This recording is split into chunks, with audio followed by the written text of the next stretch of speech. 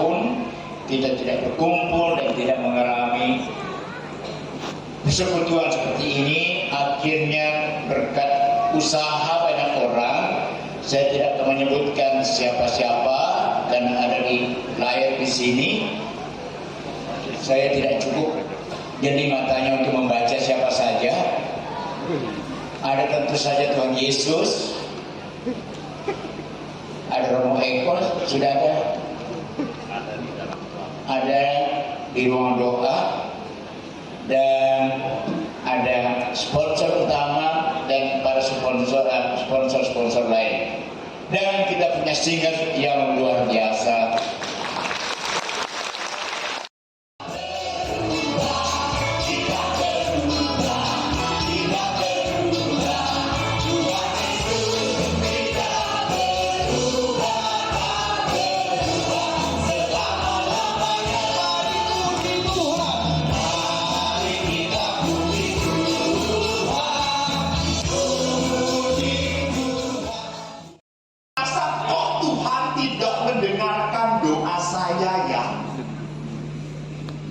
Jadi orang sekarang sulit sekali mengasihi, apalagi mengampuni.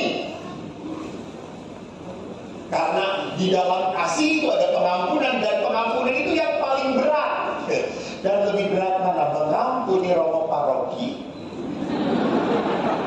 atau mengampuni pasangan Anda? Lebih berat mana itu, Ibu?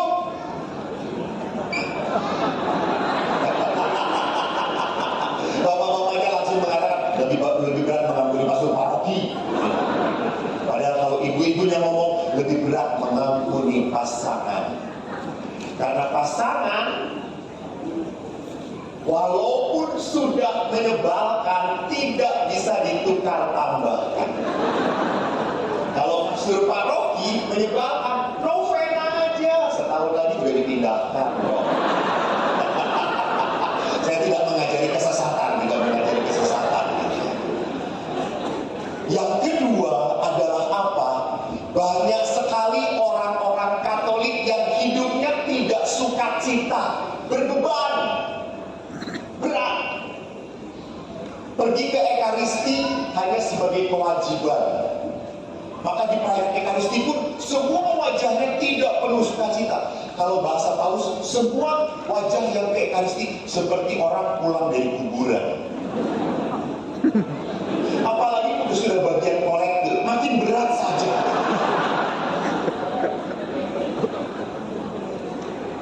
Sukacitanya baru muncul pada saat apa?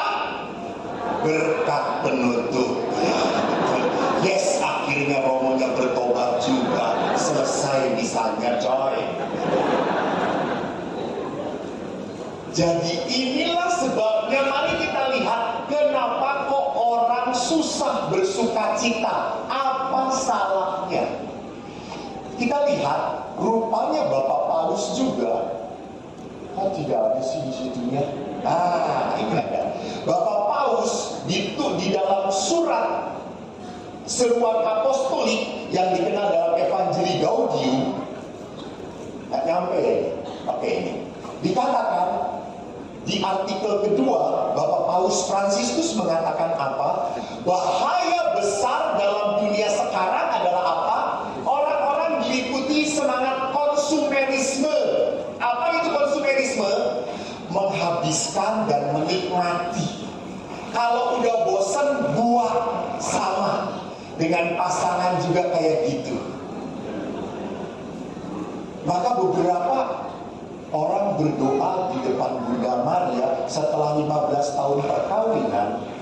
Saya pernah mendengar ibu-ibu berdoa di depan Bunda Maria. Kebetulan saya di samping dia. Namanya ibu-ibu berdoanya tidak bisa membedakan antara berbisik dan berisik. Kan gak mungkin ibu-ibu itu tenang doanya. Langsung ngomong, Tuhan, 15 tahun yang lalu telah kau berikan sang kekasih jiwaku. Tapi setelah 15 tahun berat Tuhan, berat Tuhan. Jadi kalau kau mau ambil silahkan sekarang. Tapi itu tidak ada, tidak berlaku bagi ibu-ibu di Banjarmasin. lagunya bagi bapak-bapak.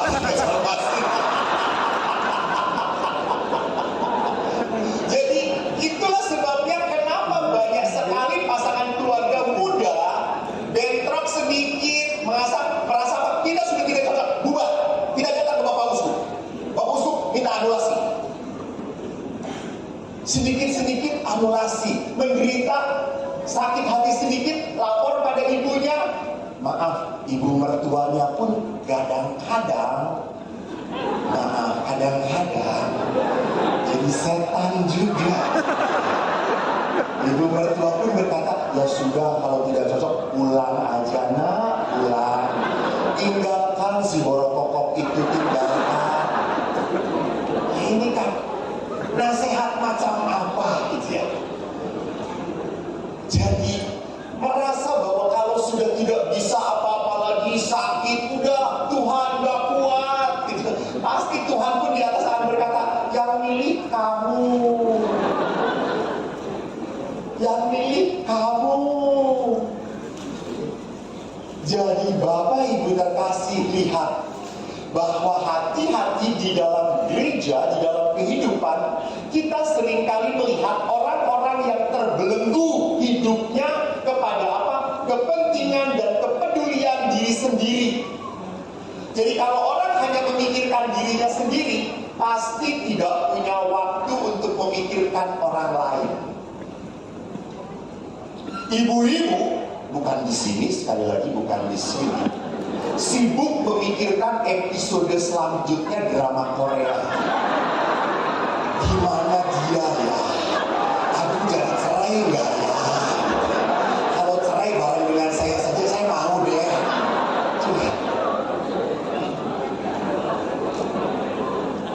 Bahwa hampir tidak punya waktu untuk memikirkan pelayanan, apalagi bagaimana umat gereja Katolik di Meratus. Allah,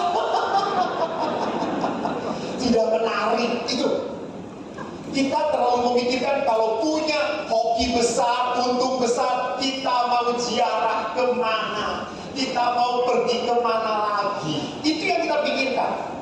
Seolah-olah dengan pergi banyak, makin banyak, saya makin bahagia.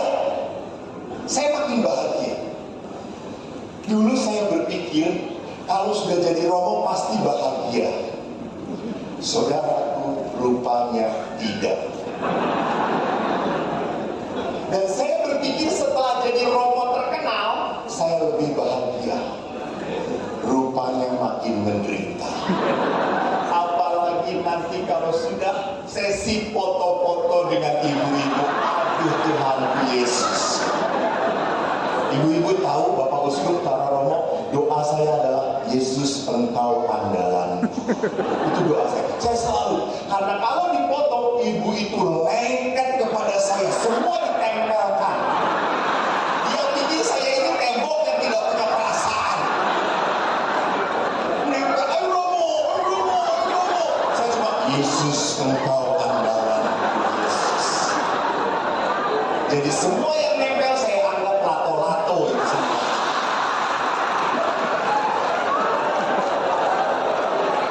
Dalam nama Yesus, saudara-saudara, berubah semua.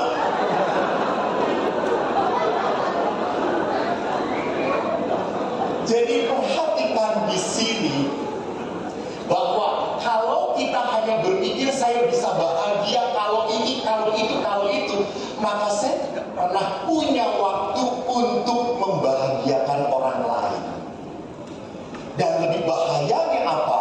Dikatakan di dalam Evangelii Gaudium, next, dikatakan akibatnya pertama, suara Allah tidak didengar lagi. Hati-hati.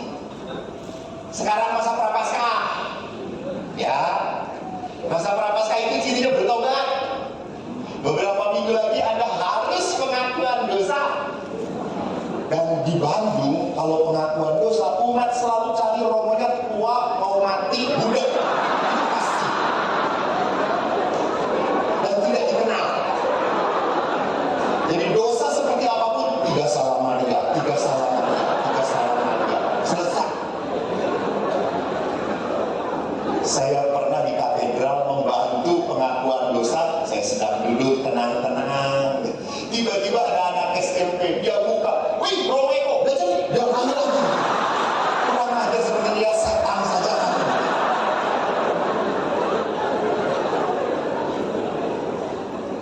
Dan ingat, sering kali umat Katolik kalau suruh pengakuan dosa, ngomongnya apa? Aduh Romo, apa ya dosanya ya? Kosong kata saya. Pernah mama, yaitu tahun 2018 ngaku dosa kepada saya, 2019 ngaku dosa lagi. Lalu dia kata, Bapak, ampunilah aku yang berdosa ini. Dosa-dosa saya, Romo masa lupa tahun lalu kan? Saya sampai ngomong, Mak, udah lupa saya. Romo kok bisa lupa? Saya aja yang berdosa nggak lupa. Ya karena mama yang terus melakukan pada saya. Jadi kita berpikir bahwa sakramen pengampunan itu adalah tempat untuk melaporkan. Maka cari yang tidak kenal. Bapak Ibu, Romonya tidak akan ngomong apa-apa. Enggak. Dan itu tadi, orang lama-lama suara Allah tidak didengar, maka merasa berdosa kurang. Orang tidak pernah merasa berdosa walaupun itu salah. Misalnya jualan. Nah, kalau jualan kan pinter toh. 500 Ci, ini berapa Ci? 750. 500 Ci, itu udah 750 itu udah modal. Udah segitu tuh paling murah. Cari toko-toko lain kagak ada. Padahal modalnya cuma cepet, saudara-saudara. Itulah, kurang ajar. Boleh cari kantau, boleh gitu. Boleh cari untung, boleh. Tapi manusiawi sedikit. Sudah dapat untung 400.000, toh kolektor pun goceng.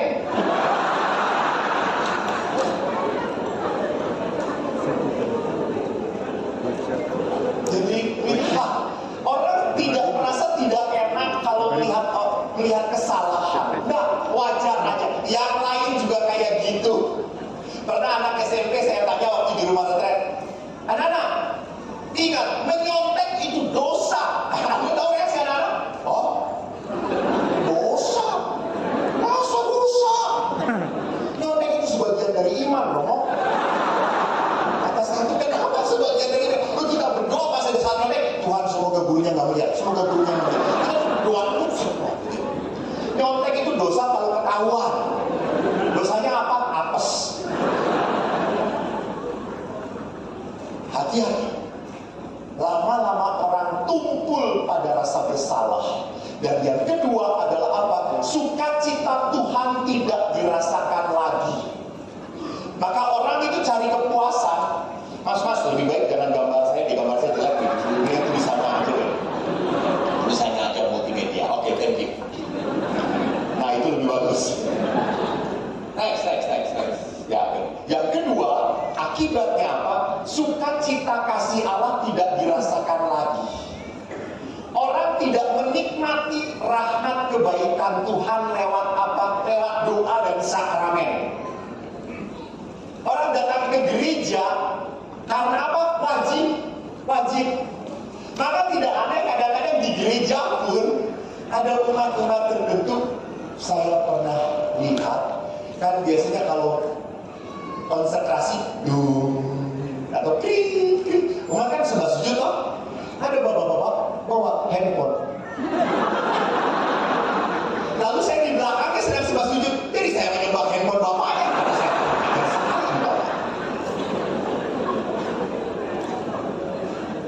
Tadi juga orang pada saat ekaristi masih bisa sempat apa? Nelpon. Iya, kalau itu Tuhan yang manggil dia, pasti sudah mati toh kalau Tuhan manggil dia. Dia masih sempat-sempatnya, halo, jangan kemahalan itu, jangan kemahalan.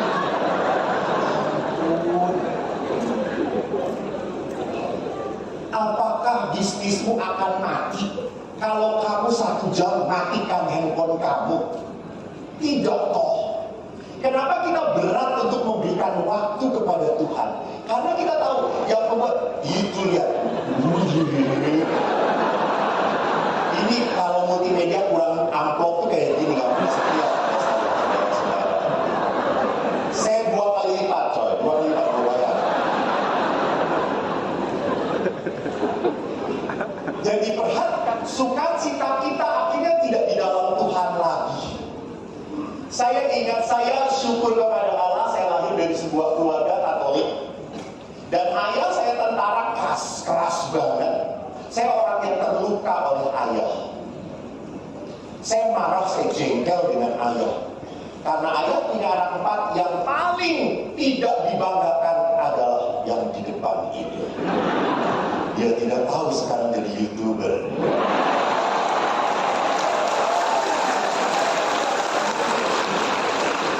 Ingat, kata Romo Jojo, batu yang dibuang akan menjadi apa? Batu penjuru. Ya, Romo Jojo ini dulu kan OSC. Sama jumlahnya dengan saya. Namun sekarang bertobat menjadi Projo Banjarmasin. Selamat bertobat, Mas Hijur. Terimalah salib ini, Mas Hijur.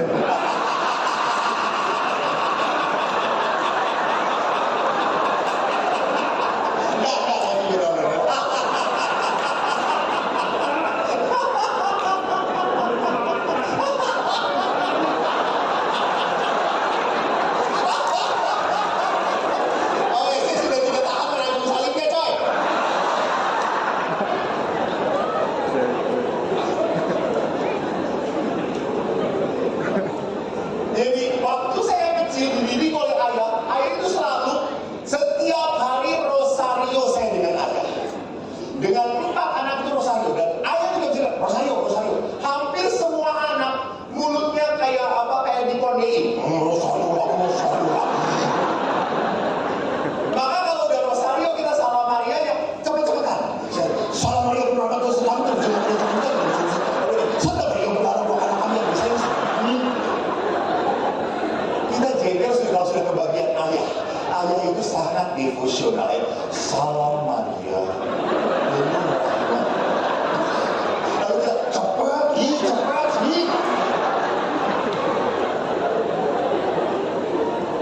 Maka karena saya sejak kecil sudah banyak rosario, setelah jadi pastor nggak pernah rosario lagi.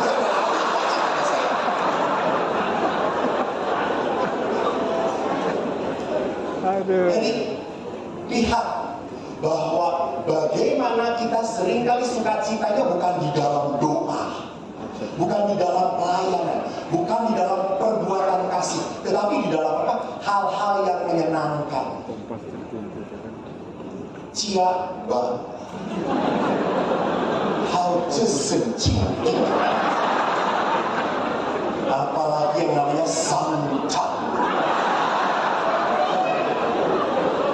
Karena ada ibu-ibu, Tuhan, dalam berkat-Mu dan dalam nama Yesus, semoga santan yang dimakan ini tidak pindah di sini. Gelambir juga rupanya di sini. Jadi kita mencari kesenangan dari hal-hal sangat sensus indera kita, yang kita dengar, yang kita lihat, yang kita cicapi. Kita lupa untuk mencari sukacita di dalam Tuhan. Dan yang ketiga, akhirnya apa? Keinginan berbuat baik pun berkurang. Kita selalu berpikir kalau saya ngasih nanti habis, nanti kurang. Harta saya kan untuk 7 turunan, ini baru 3 turunan, harus dihitung-hitung. Saya suka ngomong, Bapak Ibu, tolong ya, jangan punya waktu habis cari duit, setelah tua piansui, nggak bisa apa-apa. Duit yang dikumpulkan hanya untuk beli tisu.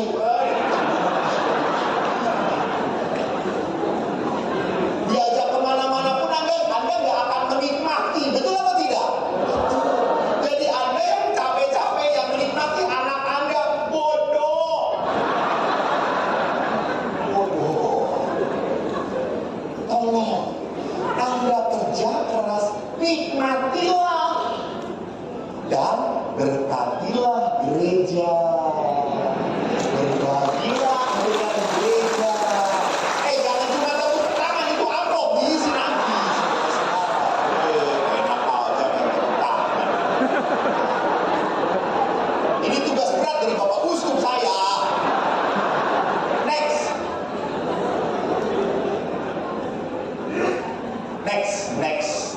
Oke, thank you. Kebablasan. Maka lihat, Ada 3 hal yang bisa membuat kita jauh dari Tuhan. Ingat, kemewahan, kepuasan duniawi. Bapak Ibu, tidak salah kita mohon berkat Tuhan. Enggak salah. Kita mohon rezeki dari Tuhan, enggak salah. Karena doa Bapa kami pun mengajarkan apa? Berilah kami rezeki. Nah, sehari-hari, bukan bertahun-tahun. Sehari-hari. Gereja pun memperlihatkan doa Bapa kami adalah doa utama, unggul. Tuhan pun mengajarkan kita memohon. Tetapi Bapak Ibu, jangan hanya kita puas dengan berkat Allah sampai kita lupa pada pemberi berkat. Kita senang menerima berkat, tetapi tidak mau punya waktu untuk bertemu dengan Sang Pemberi berkat. Setan pun bisa memberi rezeki pada kita. Bisa. Saya pernah suatu kesempatan waktu di rumah retret, Romo Jojo tahu, saya 25 tahun di rumah retret. Saya sekarang tinggal di paroki. Ini paroki kedua. Paroki pertama saya di Tebing Tinggi Medan, paroki kedua saya sekarang di Jakarta. Dan setelah ini saya akan kembali lagi ke rumah retret. Memang passion saya di rumah retret. Saya waktu di rumah retret, ada ibu-ibu datang kepada saya pakai mobil kijang kotak yang jelek. Datang. Lalu saya minta ke Romo, tolong doakan Romo. Kenapa? Supaya suami saya cepat naik pangkat, Romo. Dia pegawai negeri supaya naik pangkat. Ini Romo dari dulu ya Romo, sudah 20 tahun kerja, mobilnya cuma kijang kotak. Dan pagi-pagi itu kalau mau di starter, harus tetangga manggil 5 tetangga mendorong dulu baru bisa maju Romo. Oh gitu Ibu, ya oke, kita berdoa Bu. Lalu saya bawa ke sakramen Maha Kudus, kita berdoa bersama-sama. Apa yang terjadi? 5 tahun kemudian ibu itu datang.